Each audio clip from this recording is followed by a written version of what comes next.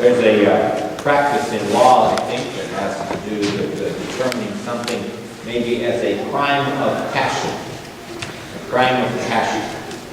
In other words, there's such an outburst of anger for what has happened in front of the person that they resort to violence, even murder. Well, both of these examples, whether it's the one that's a quick kind of burst of anger or a calculated, plotting kind of anger, nonetheless, it's still anger. Anger leading to something we would rather not have happen. Jesus wants us to work on the root causes of sin. He spends a lot of time talking about anger today.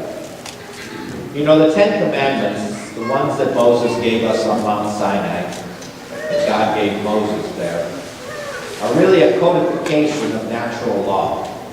It's not so much that God said, lying is not a good thing, so I don't want you to do it, or stealing is not a good thing, I don't want you to do it. It's rather that this is the way I have built creation. A kind of justice and a respect that is built right into the very DNA of who you are. And so to do these things is to harm creation, harm the way you were created. Underneath these 10 commandments are two virtues, reverence and respect. The scriptures even talk about it in terms of keeping holy the Lord's day.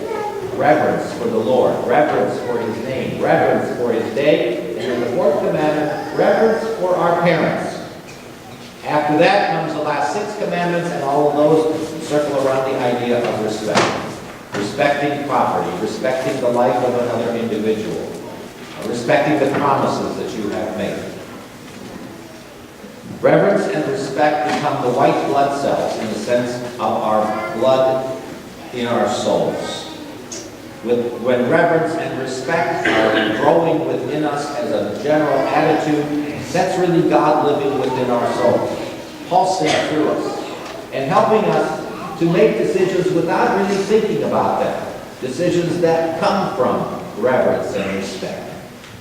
When anger is there in our souls, that's kind of like what reverence and respect need to attack. That's the white cells. They need to attack that anger and get it down to size. Jesus talks about forgiveness also. He says we need to forgive and forget and let it go. Forgiveness is not so much getting an apology from someone who has hurt us, but forgiveness is not letting something seethe inside of us, and therefore to change our attitude, change our words, and change our actions. When he talks about promises, he's really talking about integrity. Again, down deep inside. If you are a person of integrity, there are certain things you will do and naturally not do. You can think about it from this perspective. What are the stories you'd like people to say about you when you're lying in a casket here at your wake service? What do you want people to remember about you? What are the virtues you want people to see in you? Because when our lives come to an end, our story is done. And how people will remember us, we cannot change at all. We can only do that now. By creating the stories and working out the values in our lives that people will see and they'll be able to talk about it when we die. How do we want to be known? When Jesus talks about anger, he talks about it from the perspective of that deep-seated kind of feeling that starts off as a feeling, moves into words, and then into action. Cicero defines anger as a brief stage of insanity. And isn't that the truth? When we get angry, we're kind of out of control. I inherited my dad's anger. I also inherited the words he used with that anger. And they are things that are hard to break because that's the way I was raised. And so I have to work at that and try to figure out how it is that I can be in control of that. My anger is a kind of cherry bomb anger. It just snaps and then it's gone. Jesus understands how sin works in our lives. That it starts within and then it turns into words and then into action. So the words that can come from that anger that's in us are gossip and detraction and evil. And one Protestant minister was talking about this in relationship to his marriage. And he says, you know, my wife and I decided, we made an agreement that we would never have an argument on Saturdays.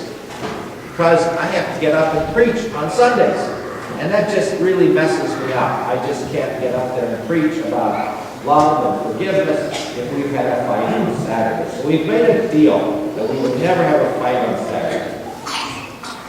Actually, he says, about 2 years ago, I just gave my wife an unconditional surrender. And it's just decided it's not worth fighting about pretty much anything. And then he laughs and he says, you know, when it comes to your wife, lose the battle, but you win the war. And so our relationships with people, as important as that particular relationship is in our lives, is one where we have to kind of really keep our anger in control. And when we do, we can work things out. You can't think straight when you got yourself all stirred up inside. Sometimes timeouts are really important. Jesus teaches us also about lust. And he says, you know, it's these relationships that are unresolved. It's that loss of companionship. It's those unresolved disputes that start to get that planted within you. And then the lust takes over, and the possibility of adultery becomes the action after that. Charles Darwin was asked, what is it unique about a human being?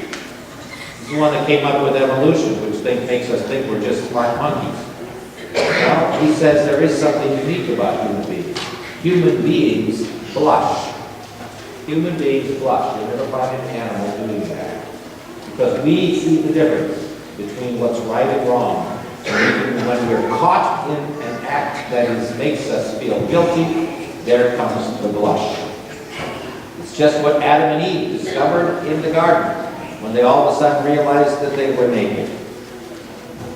And so to create the person that we'd like people to remember, a person that has gentleness but strength, a person that is honest and has self-control, a person of peace and generosity. To create that as being who we are means that we have to ask the Lord to give us the Holy Spirit to change those things within us, so that out of that then comes those actions that are peaceful or gentle or in self-control.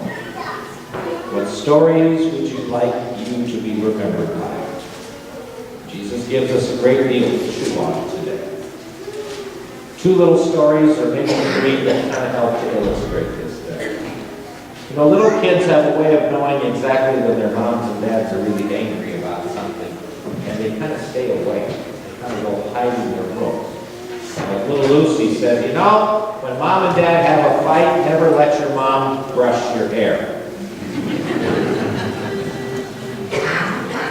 Jimmy Carter was kind of made fun of on the campaign trail because he talked about lust in his heart, that he has experienced that.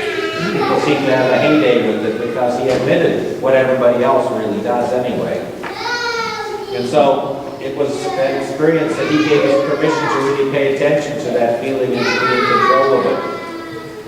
And the last one is about a soldier who joined, a young man who joined the service, and as he's preparing to boot camp and he's in the dorm, he did what he was always doing before he ever joined the service. He knelt down by his bed to say his prayers and to read the Bible.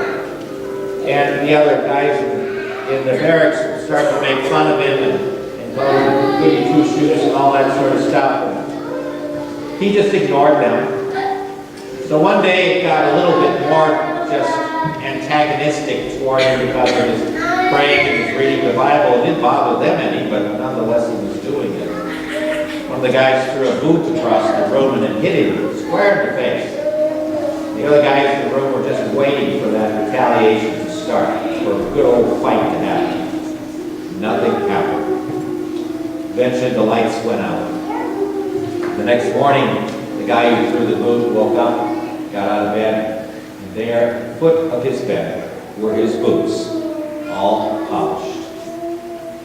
So to be in control of our anger means that even to the point of throwing love on that fire, and meant an act and a choice to do something that is charitable. Our passions can be remained